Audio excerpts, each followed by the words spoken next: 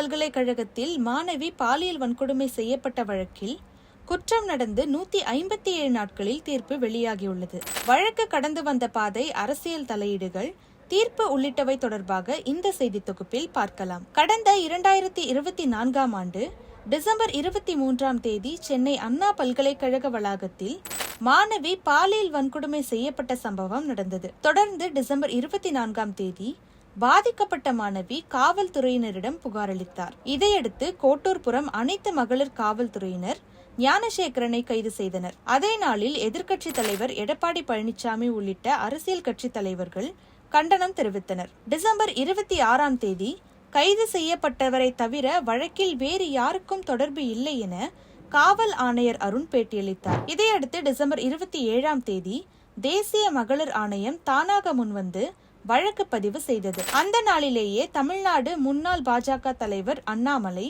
கோவையில் தனது வீட்டின் முன் வெறுங்காலுடன் 6 முறை தன்னைத்தானே சாட்டையால் அடித்து போராட்டத்தில் ஈடுபட்டார். டிசம்பர் 28ஆம் தேதி IPS பெண் அதிகாரிகள் கொண்ட விசாரணை குழுவை அமைத்து சென்னை உயர்நீதிமன்றம் உத்தரவிட்டது. தொடர்ந்து டிசம்பர் 30ஆம் தேதி தேசிய மகளிர் ஆணையத்தின் 2 உறுப்பினர்கள் கொண்ட உண்மை கண்டறியும் குழு நேரில் சென்று விசாரணை நடத்தினர். இதையடுத்து டிசம்பர் 31ஆம் தேதி குற்றவாளிக்கு விரைவில் தண்டனை பெற்றுத்தரப்படும் என சட்டத்துறை அமைச்சர் ரகுபதி உறுதியளித்தார். இந்நிலையில் 2025 ஜனவரி 1ஆம் தேதி சிறப்பு விசாரணை குழு தனது விசாரணையை தொடங்கியது. ஜனவரி 5ஆம் தேதி திமுக கூட்டணி கட்சி தலைவர்கள் அரசை விமர்சித்த நிலையில் வெளிப்படையான விசாரணையை விசிக கோரியது. தொடர்ந்து ஜனவரி 8ஆம் தேதி குற்றம் சாட்டப்பட்டவர்களுக்கு காவல்துறை கருணை காட்டாது என சட்டப்பேரவையில் முதலமைச்சர் மு க ஸ்டாலின் உறுதியளித்தார். இதையடுத்து ஜனவரி 29ஆம் தேதி வழக்கின் முதல் தகவல் அறிக்கை வெளியானது குறித்து பத்திரிகையாளர்களிடம் விசாரணை நடத்தப்பட்டது. பிப்ரவரி 24ஆம் தேதி மகளிர் நீதிமன்றத்தில் ஞானசேகரனுக்கு எதிராக குற்றப்பத்திரிகை தாக்கல் செய்யப்பட்டது.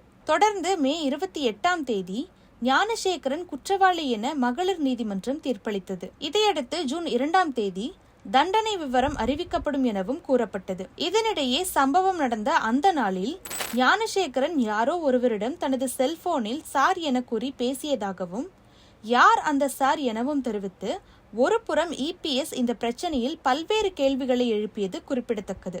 இந்த நிலையில் வழக்கு ஜூன் 2ஆம் தேதி மீண்டும் விசாரணைக்கு வந்தபோது ஞானசேகரனுக்கு 30 ஆண்டுகள் சிறை தண்டனை வழங்கி சென்னை மகளிர் நீதிமன்றம் தீர்ப்பளித்தது. விடுதலை, பரோல் அல்லது தண்டனை விலக்கு உள்ளிட்டவை மூலம் முன்கூட்டியே விடுதலை என்பது இல்லாமல் குறைப்பு இல்லாத ஆயுள் தண்டனை விதிக்கப்பட்டது. தொடர்ந்து 90,000 ரூபாய் அபராதமும் விதிக்கப்பட்டது. பாலியல் வன்கொடுமை, ஆதாரங்களை அழித்தல், பெண்ணை சட்டவிரோதமாக கட்டுப்பாட்டில் வைத்தல் தண்டனை அறிவிக்கப்பட்ட பின் அரசு தரப்பு வழக்கறிஞர் மேரி ஜெயந்தி செய்தியாளர்களை சந்தித்தார். சம்பவ நாளன்று ஞானசேகரன் போன் ஏர்பிளைன் மோடில் இருந்தது நிரூபிக்கப்பட்டதால் யார் அந்த சார் என இனி கேள்வி எழுப்புவோர் மீது நீதிமன்ற அவமதிப்பு நடவடிக்கை பாயும் என அவர் தெரிவித்தார். அப்போதும் FIR-இல் குறிப்பிடப்பட்ட அந்த சார் யார், விசாரணையின் போது எதற்கு அந்த சார் ரூல்ட் அவுட் செய்யப்பட்டார் உள்ளிட்ட பல்வேறு கேள்விகளை EPS எழுப்பியுள்ளார். வழக்கில் தொடர்புடைய மற்றவர்கள் யார் என்ற வினாவுக்கு இதுவரை விடை இல்லை என பாமகவின் அன்புமணி ராமதாஸ் தெரிவித்துள்ளார். பாஜகவின் தமிழிசை சவுந்தரராஜனும் இதனையே வலியுறுத்தியுள்ளது குறிப்பிடத்தக்கது. அதே நேரத்தில் முதலமைச்சர் மு க ஸ்டாலின், தமிழக காங்கிரஸ் தலைவர் செல்வ பெருந்தகை, TTV தினகரன், இந்திய கம்யூனிஸ்ட் கட்சி, மார்க்சிஸ்ட் கம்யூனிஸ்ட் கட்சி உள்ளிட்ட கட்சிகள் தீர்ப்புக்கு வரவேற்பு தெரிவித்துள்ளன.